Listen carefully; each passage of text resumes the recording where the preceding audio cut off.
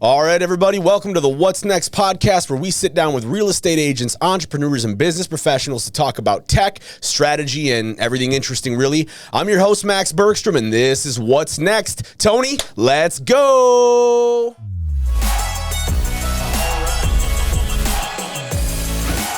We sit down with real estate agents and talk about how the industry is changing, thriving with technology. We look at strategy. We love it. Welcome to What's Next podcast. All right, everybody, welcome to another episode of the What's Next podcast. It is my pleasure to be here with Mr. Seth Struiksma. Seth is a real estate agent with a passion for people, design, construction, and marketing, and he brings a diverse background in real estate investment and sales to his San Diego clients. Seth, pleasure to have you here. How are you? Thanks for having me, Max. I'm really excited to be here. So this will be good time. Yeah, no, we're all about the good times. So it sounds like you keep pretty busy regularly. How's everything been? Dude, it's been busy.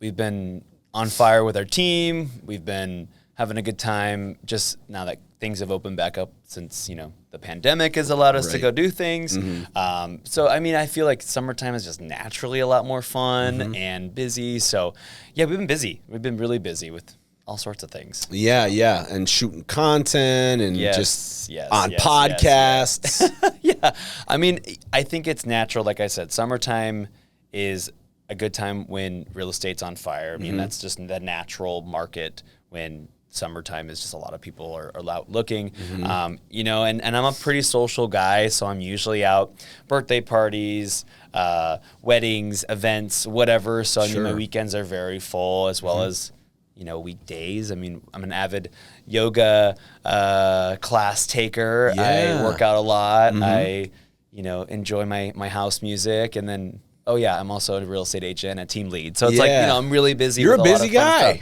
Yeah, but I like being busy, sitting around on my couch watching TV is literally the last thing I do. So being out and doing stuff is what I love to do. Yeah, definitely. Time is one of those things that we don't really get back. For sure. So are you from San Diego? Yeah. No, actually, I'm not from San Diego. I grew up in Orange County, like East Orange County in Yorba Linda, and then moved down to San Diego in 2006. Yeah, 2006. Okay. Went to SDSU, kind of applied to a bunch of schools and just was like, San Diego sounds good. Like, yeah, I'll go there. And literally orientation day was the first time I'd ever seen SDSU, and I just was like, cool, this is it. Like, whatever. Yeah, it's a pretty neat place. Yeah, it was good. I actually went to school, got accepted as a nursing major. Okay. So that was my next. I was going to ask you, was real estate always what you wanted to do? So it was. Actually, I wanted to go to school for architecture, and SDSU didn't have that program, but I had already... My mom went to SDSU for a couple years in the nursing program. Okay. And she dropped out because she actually had me. So I was like, oh, cool. Nursing's a really stable job, and I'll just do that. Sounds good. And little did I know, it was actually one of the most competitive and crazy majors. Really? In SDSU. Like probably the most highly competitive school in all of SDSU.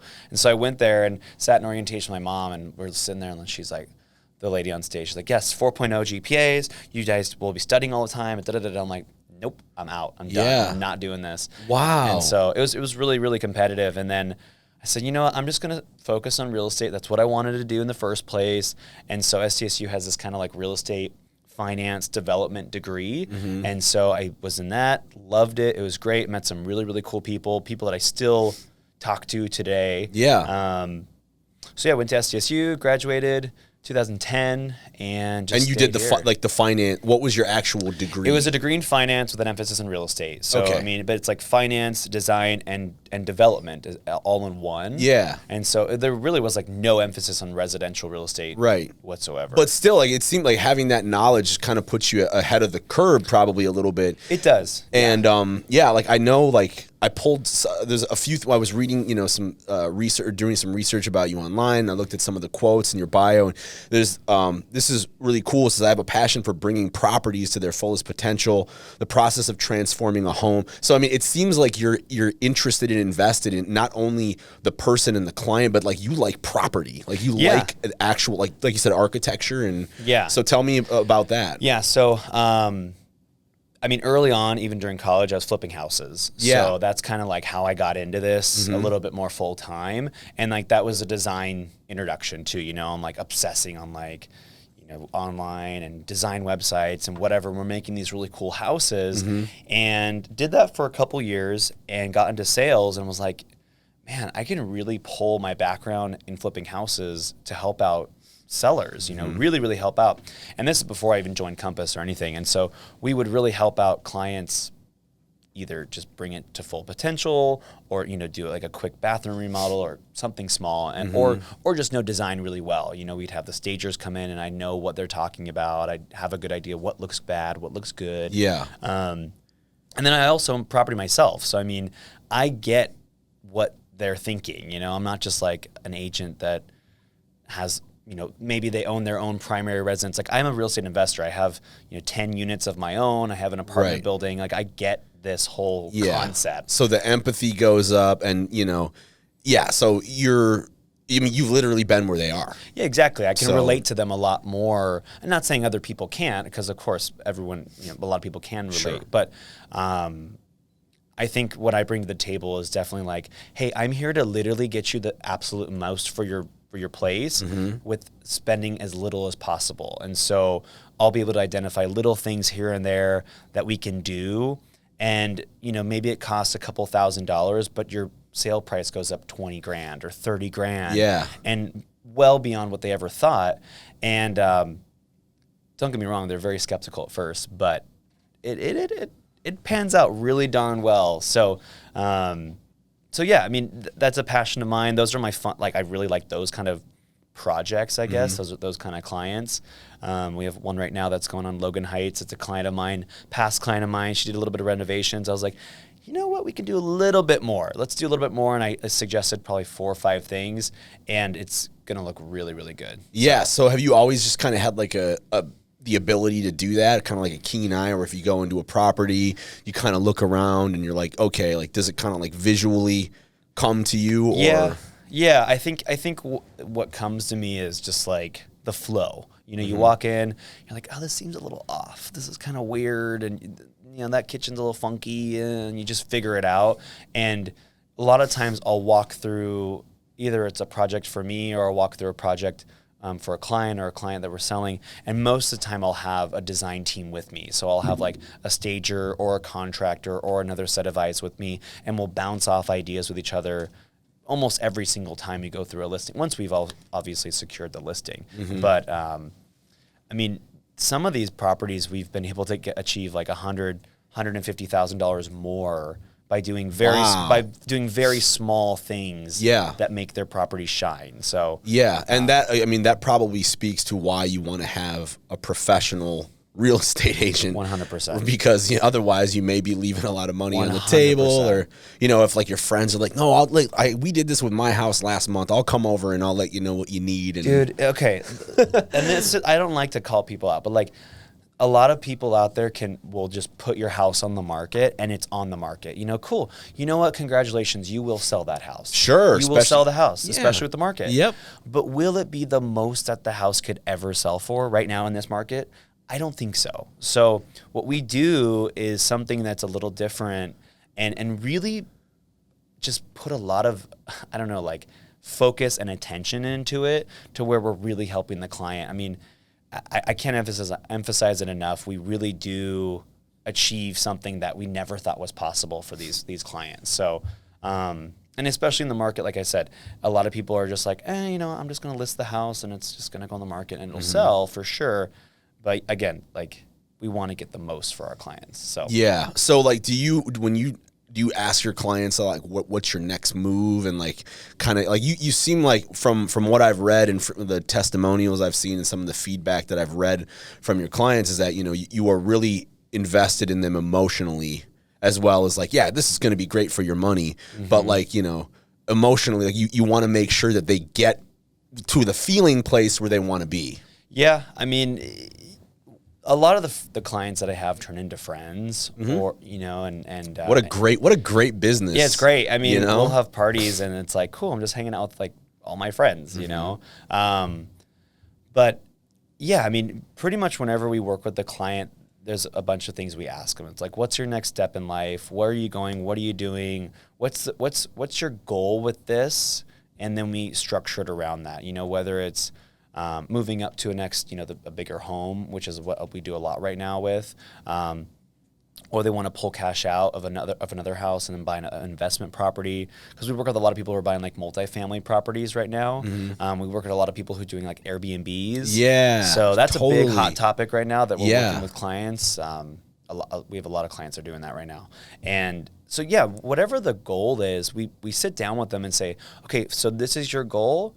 Okay, just trust me, because you're going to want to go off and do your thing and think, oh, I want this and I want that.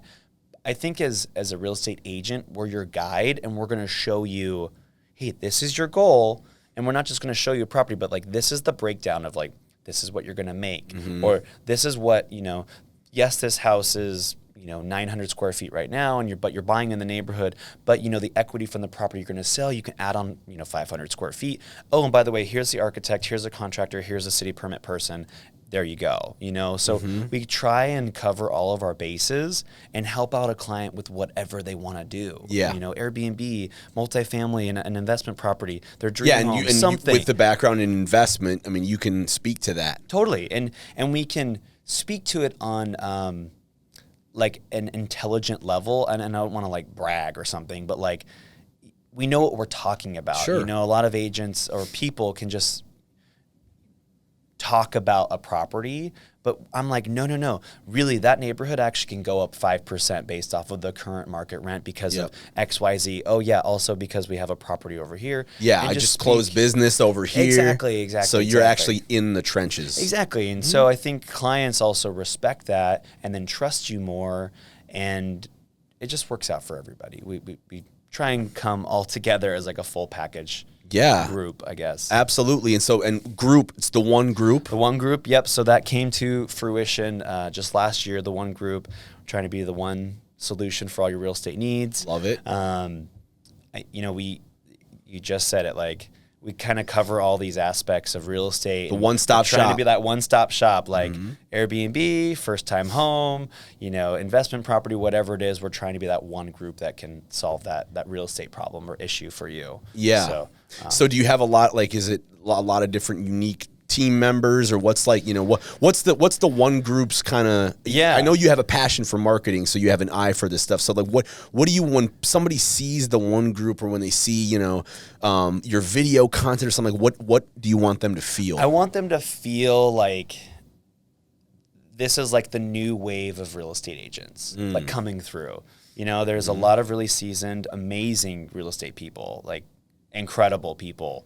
What we're trying to put together is like, this is the face of where real estate is going. You know, like, we're young. You're on the right show then. Yeah. We're talking about what's next. What's next, exactly. You know? So, I mean, we're young millennials who have experience in real estate. We know what we're talking about, and we're just trying to lead a direction of where we think it should go. And not that old school is in any way, shape, or form bad, but we're implementing and pulling new school systems and techniques and strategies that are going to really make real estate like step into like the, you know, 2021 and beyond. Yeah. So like you said, marketing, I mean, we do a shit ton of you could swear on here. We do a shit ton of digital marketing. Like literally that's 90% of what we do. So whether it's video content, online ads, technology behind, I mean, there's so much stuff that we're working on behind the scenes, or behind the screen, I should say. Totally. So, and that's, I mean, I'm sure you can tell, you know, you can say it to everyone. I mean, that's important, right? It's super important. That's important. I mean, what Instagram is. Everybody's walking around with these things. Yes, you know, we're attached to it. And again, not to say that just picking up the phone and calling someone is not effective, because it's still very, very, very effective. Totally. But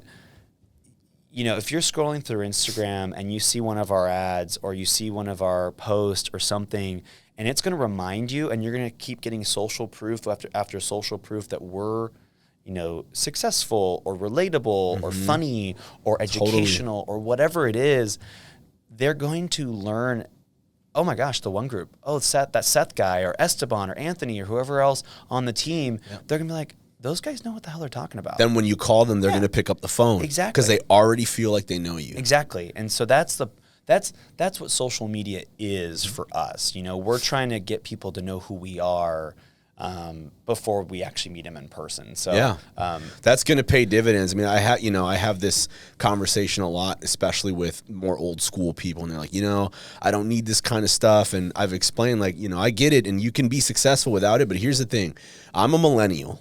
And if you tell me, hey, this is who I am and what I'm all about, I will turn around and Google you as soon as I leave the room. Or check your Instagram. And I'm going to see, okay, like, who is this person? Yeah. What kind of stuff? Is there anything I can relate to? Do I like them? Yeah. Because people do business with people they like. Yeah, exactly. I'm on your Instagram and I'm like, okay, this guy, I'm a professional musician. And I'm on your Instagram. I'm like, okay, this dude is a house DJ. Yeah. Like this is going to be great. I'm already looking forward. You know what I mean? Like, yes. So and you do Instagram very well, by the way. Thank I can you, get an accurate snapshot pretty much right away of, who you are, your expert level. I see that you do content. The branding is on. I mean, you look good. Your team looks good. It's working. So I think that's going to pay dividends for you. I hope Kudos. so, man. And again, that's what we're trying.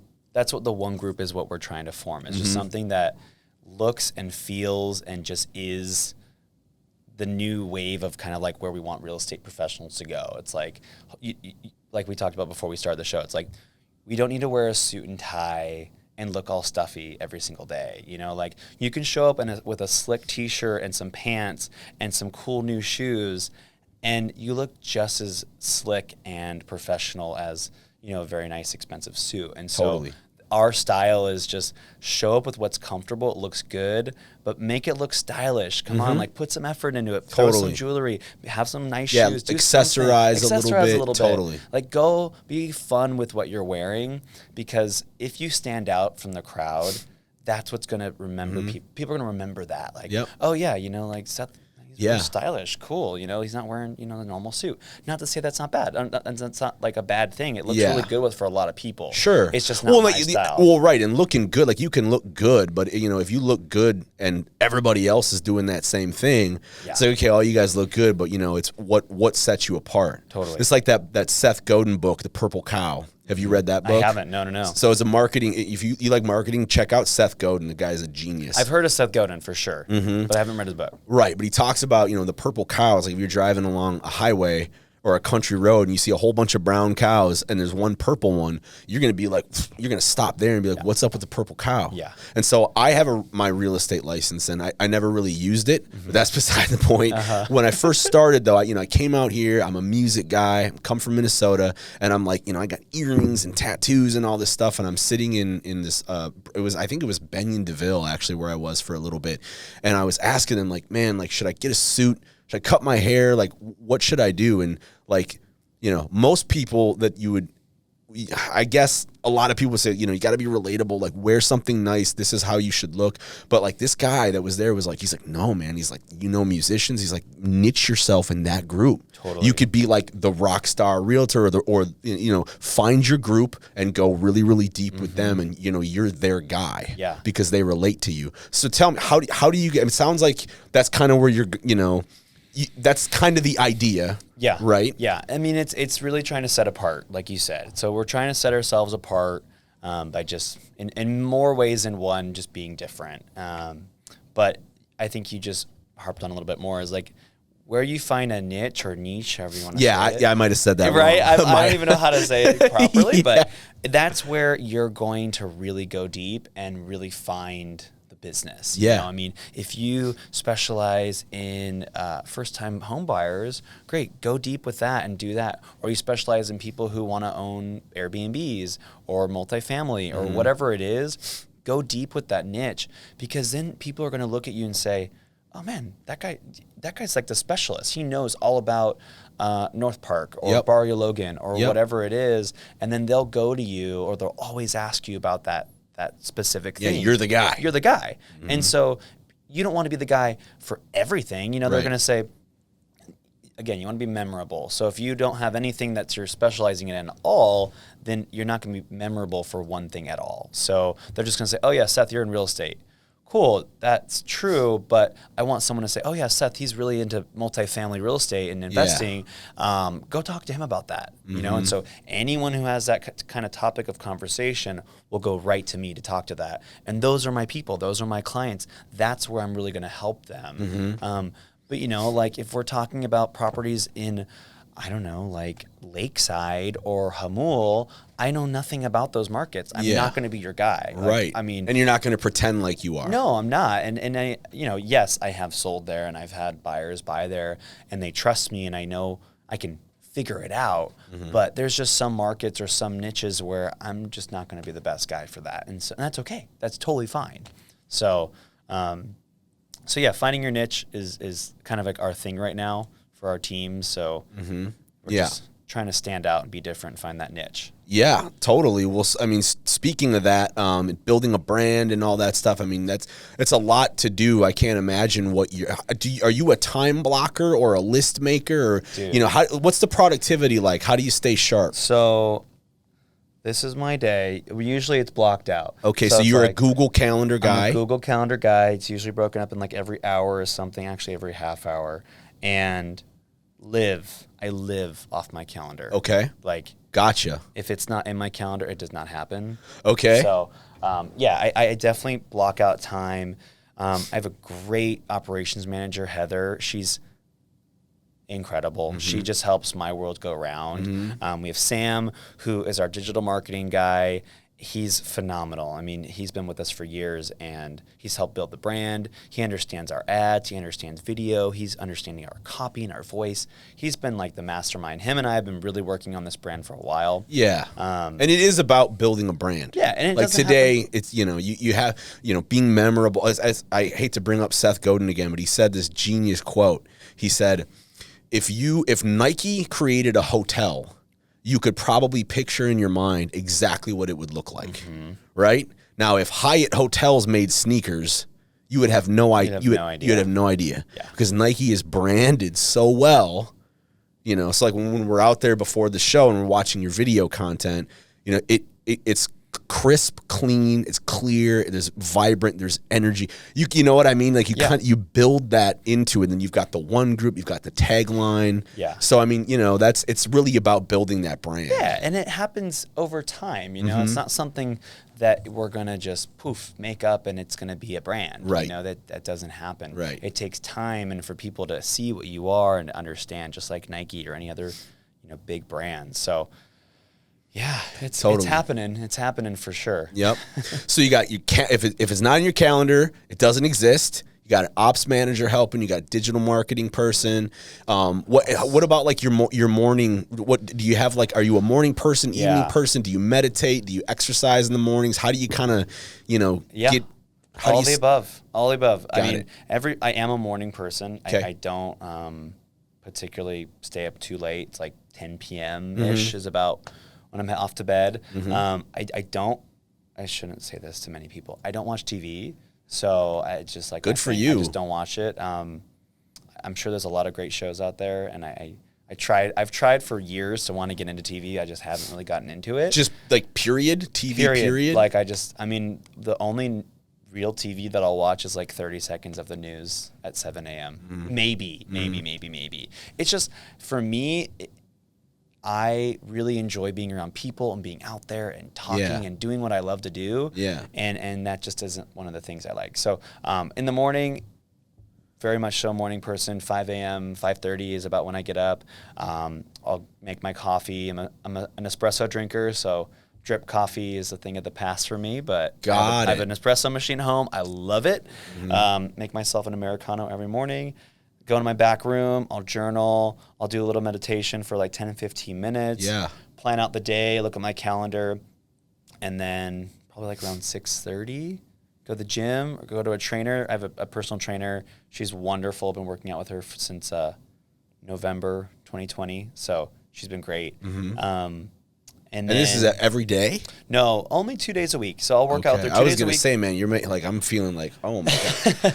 No, I'll work out there 2 days a week, and then I'll go to the gym and yoga, and we'll throw in some like cardio workouts here and there. Tell me about, I got to ask about the yoga thing. Yeah. So I'm a huge meditator. Okay. And I've been wanting to get into like some Kriya yoga or just some yoga, but more for consciousness and, spirituality. Not that I know that the physical benefits are there, but I mean, it's all like mental, spiritual, emotional. I feel like it's all kind of combined. So how did you get into yoga, and what kind of benefits have you noticed from doing that? Yeah. So I got really into it. I guess I shouldn't say really into it. I got consistent with it. Yeah. In the pandemic. So one of our really good friends, she's a yoga instructor, Victoria, and she's a yoga instructor down at Fit downtown. And obviously during the pandemic, no one was working at gyms. So she has a really beautiful backyard. And so every Thursday we'd go over to her house.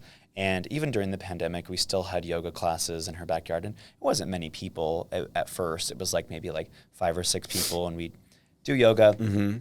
And over time, it grew into a little community. And so we'd have like 10 people, which then 12 people would come over. And we were always having dinner outside.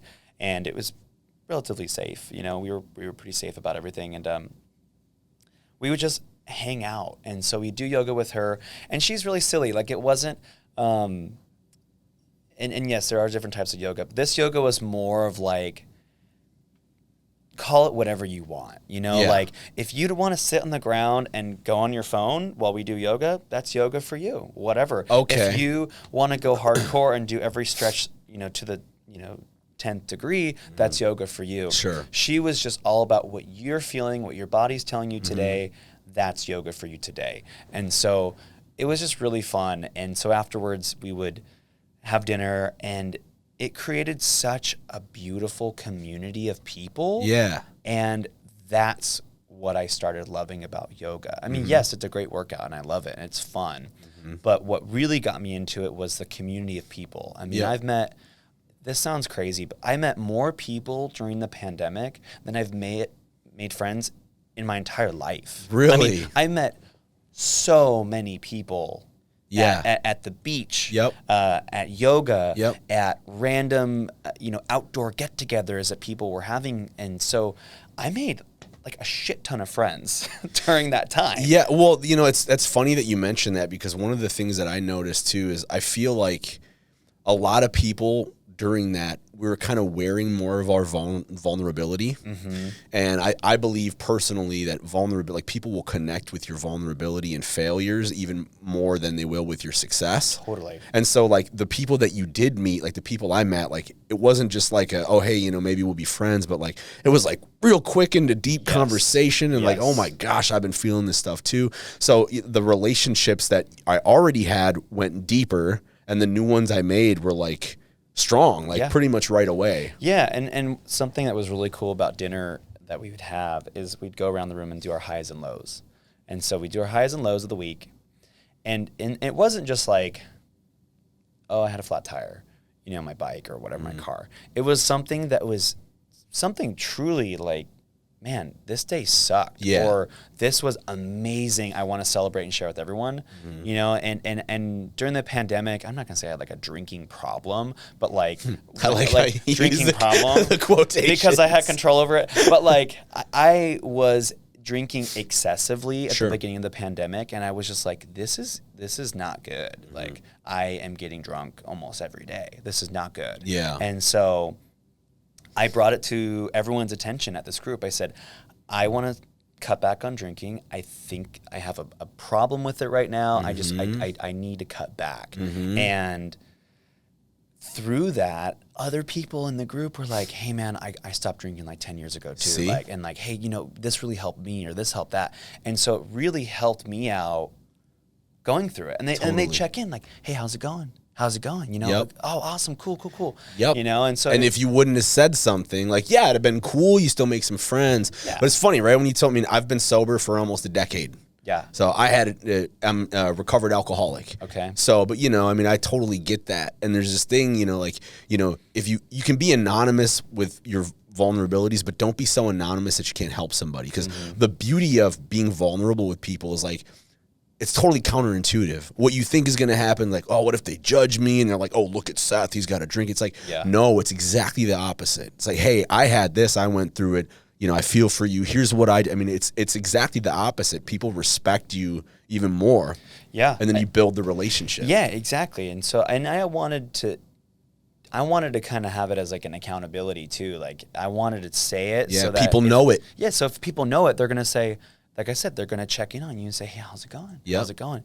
And, I'll still drink and like have a couple drinks with friends now, but I'm like way, way, way more in tune with like, sure. Okay, I'll have like one, maybe two. I'm good. I'm done. Where was I going with that? Just connecting with people about vulnerabilities. Yes. Yeah, you're right. And so when you open up to people and really share those kind of things, I think not only with friends but with clients too. Totally. Like this client that I just we just signed her contract a couple days ago, and I mentioned a couple things to her. She was telling me kind of, oh, like how long is this going to take? And I'm like, oh, probably like 2-3 months. She's like, oh shit, like I can't afford the mortgage payment for that long. I was like, I got you. Like, we got a solution for that. And so I introduced her to Compass Concierge and told her all about that. And listening to your client and hearing her, I guess, vulnerabilities or her concerns, it wasn't just like, oh, bummer. Yeah, we'll try and make this faster for you so you don't have to pay the payment. Right. It's like, no. I hear you. Yep. Here's a solution. This is what we're going to do. I have a plan for you. And so that's really helped her out. And I don't know, I bring that to the table with every client. I'm trying to listen and say, okay, so you're moving and then you need to do this. Okay, how am I going to easier for you? Okay, great, got it. Here's your plan. This is what I think we should do, and just kind of empathize with them. And the easiest way, like there's a client, they couldn't afford their moving truck.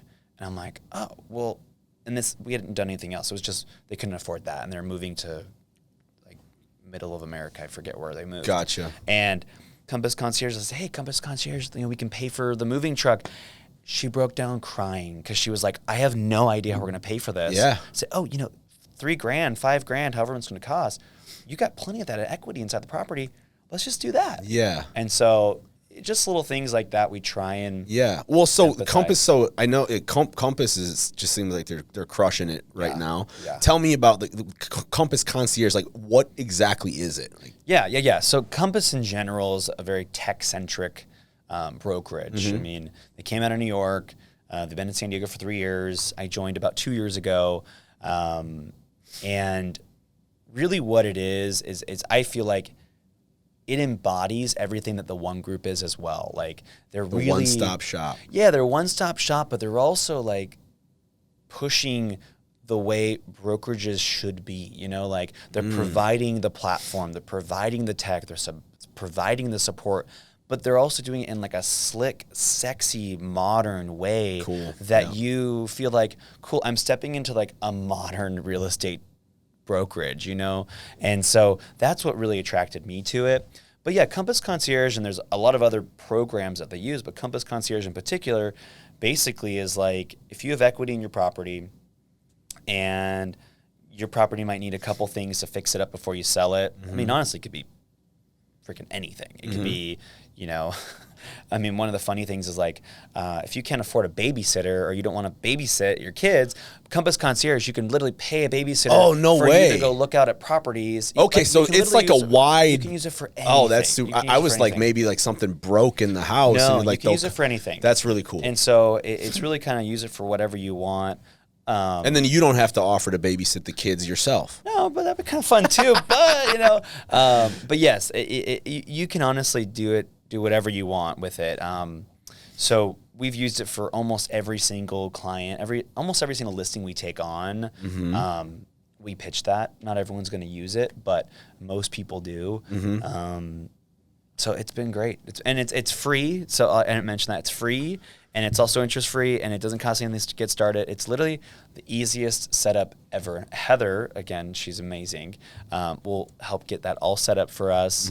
And, you just pass us an invoice, it gets processed and sent out, and the contractor gets paid. So Man. it's amazing. It's amazing. Yeah, that sounds great. Yeah. Sounds So great. it's good. I mean, there's a million other things that Compass provides as well. Well, yeah, and I mean, I do like. Well, I want to hit a little bit on the technology because I know that Compass does that well, but you also being a marketer. However, I do have to ask you. So I prepared a segment about house music where Tony is going to be our gracious host, and he's going to quiz us. But before we get into it, tell me about the house thing. I don't know a lot of people now that are like, dude, I want to be a house DJ. Yeah. So super passionate about it. I wanted to be a DJ for a long time. DJ Sassy, by the way. DJ Sassy, because that's a very fitting name for me. I mean, got it. I'm a very sassy person. All right. But out of work, I'm very sassy. My friends can attest to that. So I just kind of was like, man, 2020, even before the pandemic, I was like, this is what I want to commit to. Like, what's your goal for 2020? I was like, I want to get into DJing. Like, I really want to do it. And so I searched around for an instructor, found a great guy. Studio is actually like pretty close to my house. So just started taking classes with him and got really into it.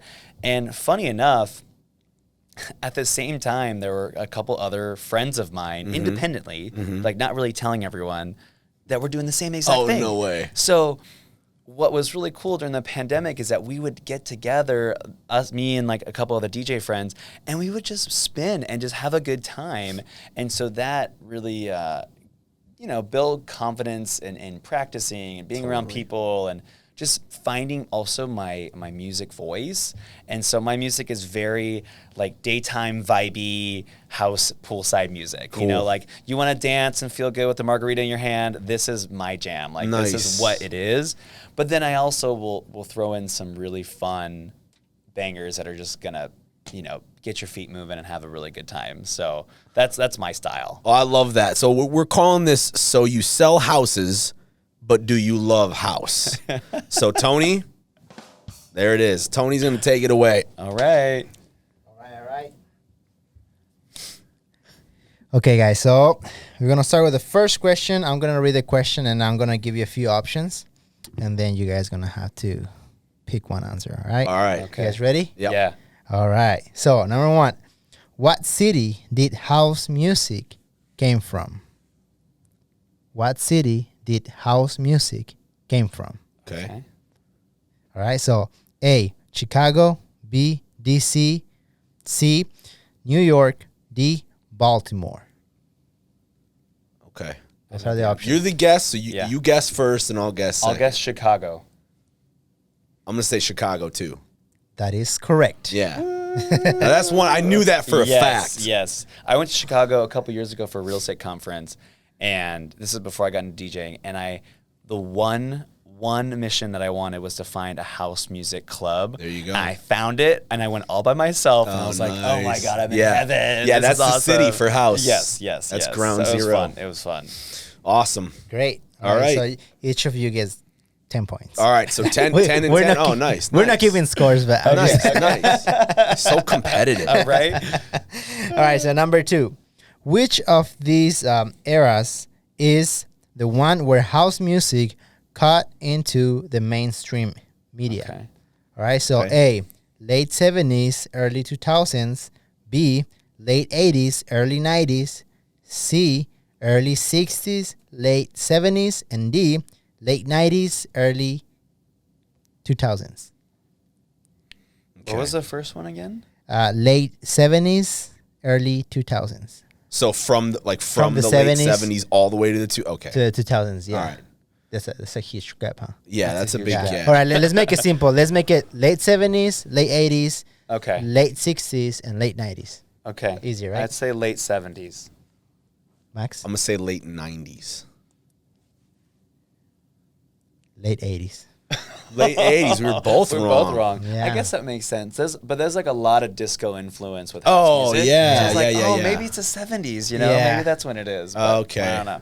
Awesome. Cool. Yeah. Yeah, because house is it's the four to the floor kind of. Totally, right? yeah. And then they throw in like the disco, Yeah. Donna Summer and all that fun stuff. Yeah, so. cool. Okay.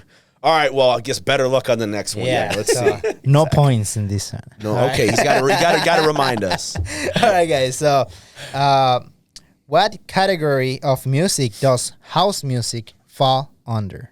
All right. A, dance/electro. B, pop. C, soul. D, R&B.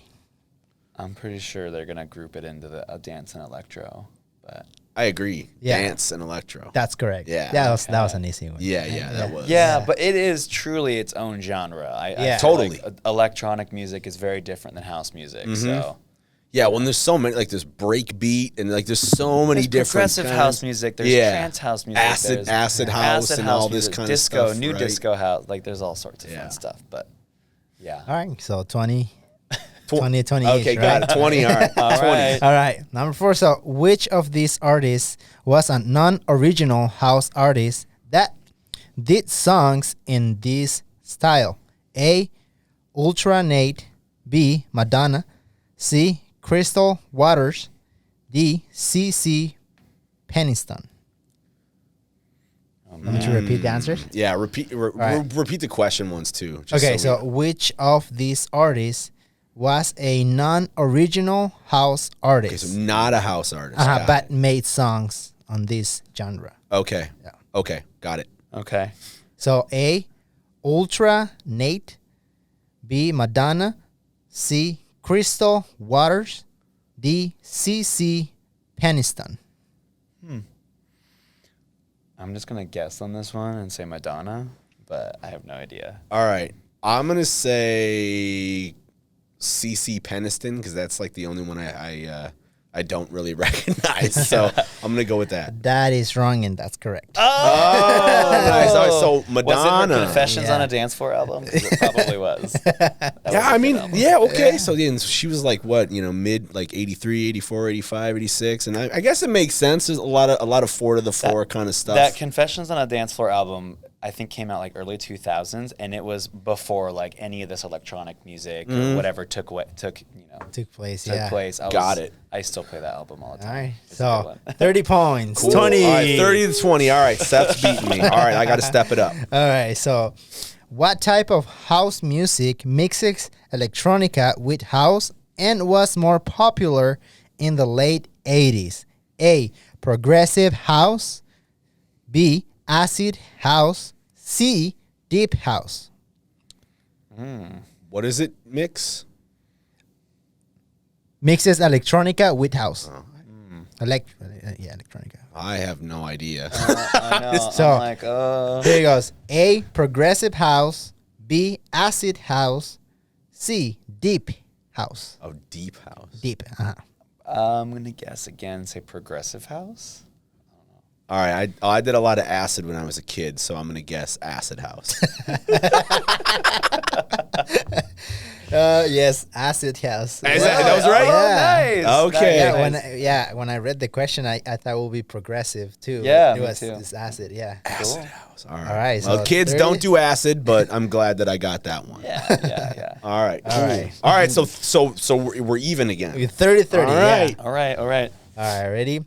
In the year 1991, where will you most likely hear house music?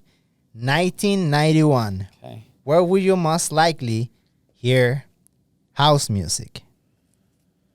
I was 1 year old. Yeah. I was 6. I was 1 year old in 1991. Do we have choices? Yes. Sorry, my bad. So the club and the radio, in an elevator, in a department store. Okay. So the club, and what was the second one? The club and the radio. The club and the radio. Okay. C, an elevator, and D, an independent store. Oh, I would definitely say just the club, but Yeah. I mean, I don't like house wasn't big on the radio, right? no, not at all. Definitely not a department. I All thought right. you were gonna say like Ibiza or something like that, but yeah. Ah. All right. Well, so I'll say the club too. I think that makes sense. Club. So it's B actually, the club and the radio. Really? Okay. Yeah. Show me this. Show me the proof. Yeah. Right. Yeah. Okay. Well, 91. Yeah. That's what they say. It That's- was on the radio too. I good. don't know what radio, but Got it. Oh, good. All right. So you guys get 5 points each. 5 points each. 35, All right. 35, He's taking all right. pity on us. Okay. Yeah. All right. Which of the following is well known a house DJ? As a house DJ, right? A. Lil Louis. B. DJ Khaled. C. DJ Sync. DJ Sync? Yeah. Z-I-N-C. Okay. Yeah. Well, it ain't DJ Khaled. No, it's definitely not him. No. I'm gonna say DJ Zinc. What's the first one? The first one is Lil Louis. Like Little Louis? Lil Louis? Yeah, like Little Wayne. Lil How's it Louis. spelled? Louis? Yeah. Louis. Okay. Like Yeah. Louis. So either Louis or Louis. Lil Louis or Lil Louis. Yeah. Oh man. Excuse my pronunciation. I You say what, Max? don't think I it's the said first guy. I said D Sync? DJ Zinc. Yeah, me That's too. my guess. I think it's the last guy. You too. think so? Well, it's actually the Louis guy. Oh, Is it really? Yeah. That sounds too modern I to know, me. it That does. sounds like too It much sounds like a rapper almost. Yeah. He was ahead of his time. You know? Must be. I guess so. Yeah. All right. All right. So, the 1991 dance hit "Gypsy Woman" or "Gypsy Woman," Gypsy Woman. by Crystal Waters was famous for which one of these hooks? Excuse me, okay. La di da di da, la la la, oh oh oh, la da da da da di da. That was awesome. That was awesome. Dude, that was like the greatest question that I've ever heard you come up with ever. That man, I almost want to make him read it again. Well, actually, for the end, you have to read it again. I didn't hear what you said. What Yeah. was that again? What was the first one? The first one was la di da da di, la la la. C. B is la la la la la, and then C is oh. D is la da da di da di da. Okay. Gypsy Woman is the name of the song. I have no idea. B. La la la la. All right. I'm the only thing that I heard that you saying there that Makes even sense. rings a bell is I remember that la da da da da da da Oh, like that rhythm. So Yeah. I'm gonna say that one. Okay, you stick to that one. You stick to your answer. Or you want to change it? Well, now I hear what the melody sounds like. I want the one he picked. Doesn't Okay. that sound? Because Yeah. doesn't it seem like Yeah. Right? Yeah. But All I don't know right. if All that's right. the So same song. That's correct. Woo! Yeah. Is that one it? That's yeah. correct. Yeah. Yeah, that's the This only was a that tough question for answers for me that to was read a again. tough question to read. Yeah, man. It required like reading skills and singing And skills. singing skills. I didn't sign up for this. You're right? killing it. Yeah, right. Oh my god. Okay, That's so, good. You get 10 points each. All All right, right. 45. 9. Which of the following genres is house derived from? All right. A. R&B, rock, and punk. Funk. I'm sorry. Funk. B. Funk, disco, and soul. C. Jungle and drum and bass. B. I'm gonna say jungle and drum and bass. C. He's correct. It's number B. Funk, disco, Oh and shit! soul. It was disco. Yeah. That's right. You disco. just mentioned disco. Yes. Damn it! I was thinking drum and bass. Oh, yeah, but drum and bass is different. Oh well. Yeah. All right.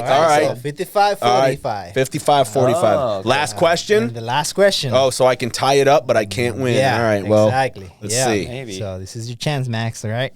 True or false?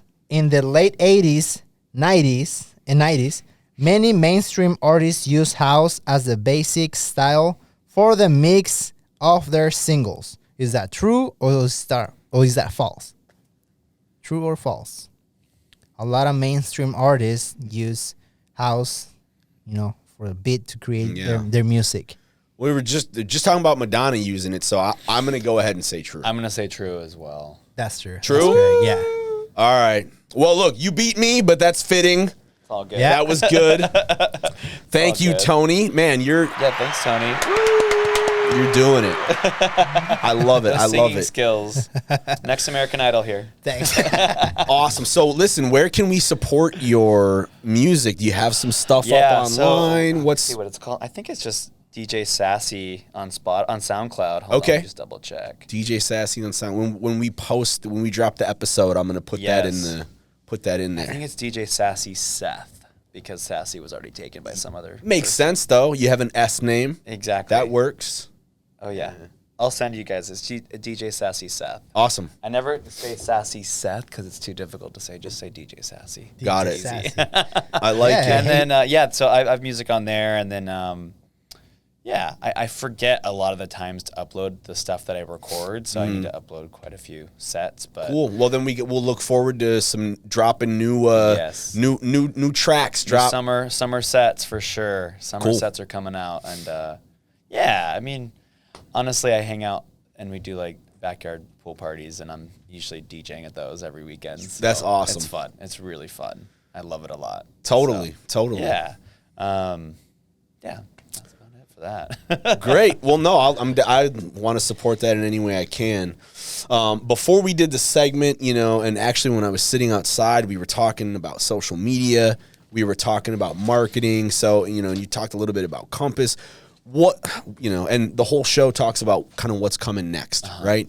So I want to know, like, from your opinion, like what's the importance of social media, building communities? How is that going to change how the real estate, like what the real estate agent does and how they're perceived? Do you have a kind of like a vision or an idea of what's coming down the line? Totally. So have you heard that phrase, like, find your tribe? Yeah. Okay, so social media is kind of like a way for you to like find that tribe, or I shouldn't say find, attract that tribe. Sure. And so if you're posting and creating content that's unique to you, whether it be posts of you closing an escrow or creating a video with your team or whatever it is, it's going to start attracting people that want to work with you, who like you, and that's the importance. Otherwise, there's these other companies that are coming out, Redfin, Zillow, other online brokerages that are kind of just like, hey, we're here to service everybody, and they're going to take that portion of the market share from you because they're going to offer incentives that are so small in comparison to working with someone that they know, trust, and like. Redfin, I think they give you like a little bit of a credit or something when you work with them. Right. But working with someone who you know, trust, and like, and can relate to is so much more powerful and fun. So the importance of social media is you're just really attracting that tribe. And I don't know, for me, it's worked really well. Like I know who my clients are. Like I know if I'm going to work with someone, I can right off the bat know that they're like a good fit for me. Because they'll say, oh, yeah, I've been, not just because of this, but they follow me on Instagram. They've seen my videos. They know who I am. There's not going to be really like any surprises, like they'll reference in mid-conversation, like, oh, yeah, I know you're a DJ too. That's cool. I never have spoken about being a DJ, but they follow. So it creates that familiarity that I don't know, just nice and fun friendliness that makes it easier to work with that person versus making a real estate transaction dry and stressful and not fun and exciting. Yeah. So that's, to me, the reason why I'm on social media. I love it. It's great. And it's just the new way we do marketing. So So Compass, I mean, you guys have a lot of different systems set up for email, and like it sounds, like you're the one, but are you like, what's your take on the email thing? Do you do a lot of it? So email marketing, I think, is poorly executed by so many people. So our group actually does a very consistent email marketing, or an email newsletter, I should call it. Sure. And I know that sounds, everyone does email newsletter. Like, okay, sure, everyone does an email newsletter. But every week we put something new and exciting about us in that newsletter. And it sounds maybe not that revolutionary, but like, for example, Heather, our operations manager, just went to Disneyland with her kids last week. We totally talked about that. We're like, Heather went on vacation, Heather did this, Heather did that, and we made it really personable. And so, we have a lot of single moms who are our clients, and they read that that email, and they're like, oh my God, that's so cool. And they can relate, and they see her. Or like, it's transparent. It's transparent, and it's not always about business. Yeah. So we have like no joke, like a 40 to 50% open rate of our newsletter Really? every single week. It's Holy smokes. crazy, Yeah, that's crazy. awesome. And so we use that to really direct people to our events that we're going to be having, to our website, to whatever we want, really. That would tell me, too, that you guys know your client very well. Yeah. Yeah. Because like, if you get open rates like that, it's like not only do you know is the design and, the content good, but you know exactly who's opening that. Yeah. Otherwise, your open rates wouldn't be that high. And we know what they want to see, That's too. awesome. We know what they want to see, so we're going to give them what they want. Yeah. And so it's been working really well for us. So, yeah, email marketing is one of the things we do a lot of.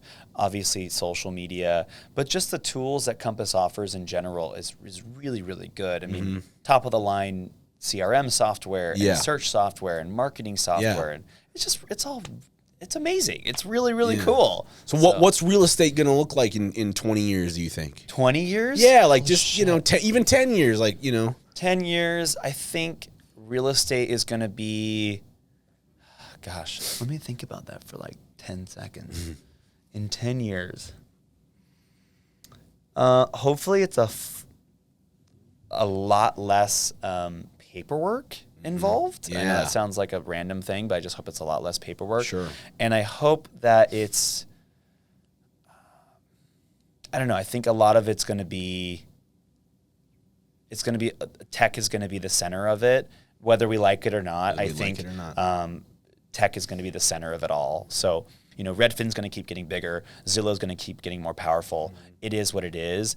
But the sooner an agent can embrace that and infuse it into their business, it's going to be great, And I mean, Compass is already doing that. Compass is already encouraging agents to really use all the technology, to embrace the technology and embrace it into your business. And I see real estate really just being a completely tech-centric business in 10 years. That sounds crazy, but I don't think we're going to be at a click of a button and you buy a house. Yeah. But I think it's going to be very, shouldn't say this, a lot less work than it is now. Because even during the pandemic, I had probably 5 or 6 clients, probably more, like 10 clients, who had never seen their house that they bought. And it was strictly because Compass offered 3D walkthroughs, we had FaceTime, and we had other digital means to just buy a house. Yeah, we actually had like 10 clients that just never saw their house. So I think people are going to be doing that more often. And, people are going to be moving around cities a lot more frequently, especially since people can work remotely. Sure. I don't think that's going away. I think a lot of people are going to embrace that. They're going to want to stay home. Totally. I think houses are just going to, like single family homes are going to get even more popular over the next years with autonomous driving. I know we're kind of getting off on like a little bit more broader topic. But this is great. But like autonomous driving is going to force people, not force, but allow people to live further out of the city and have bigger spaces and have bigger properties so that then they can just kind of not have to worry about the commute time as much. They can be productive in their car. So, I mean, I think it's really going to shift dramatically in the next 10 years with real estate, not just as an agent, but in like general. the whole industry is going to be so just crazy, I mean, especially the autonomous driving stuff, and especially if we can work from home. I see a lot of these places going up downtown, and I think, who the hell is all going to live here? But I think, okay, actually, I know who's going to live here. People who don't want to spend $4,000 on maybe a nice one bedroom in San Francisco or LA, and they see San Diego and they're like, I still want that urban life. And I can still work in LA because I'm hooked in. So, I mean, we have friends who moved down to downtown or other, like Little Italy during the pandemic, and they're like, oh yeah, it's way cheaper to live in San Diego and it's way cooler and it's like a much better lifestyle. They're doing it. So I think we're having a lot of shifting happening right now, and that's probably going to continue for years, and we'll see. I think San Diego is going to be a big hub of activity for a while. It's kind of crazy. So, well, it's a good spot to be, right? Yeah, real estate's a great place to be right now. Awesome. It really is. Awesome. Well, listen, everybody, you heard it here from Seth Struiksma, the One Group at Compass. Seth, how can we get in touch with you? How do we, how do we learn more? What are you, a text guy, a phone guy, an email, whatever? Yeah. Drop some links. Let everybody know where they can get at you. Instagram's going to be the easiest and probably the most, the best way to get a hold of me. But yeah, Instagram, Seth_Struiksma, and then, go for it. Text me if you want, 714-448-4699. All right. There we go. Shoot him a text. Thanks so much for coming on the show. I really enjoyed it. I appreciate it. And, everybody, if you like this show, this episode, we've got a lot of great episodes. You can check out the What's Next podcast at thewhatsnextpod.com. We're on Facebook and Instagram at the What's Next Pod. All of our new videos go up on YouTube. Like, follow, subscribe, share, all that fun stuff. Again, Seth, thank you for being here. And that's all I got. Tony, are we ready to go out or what? Yep. All right, let's do it. We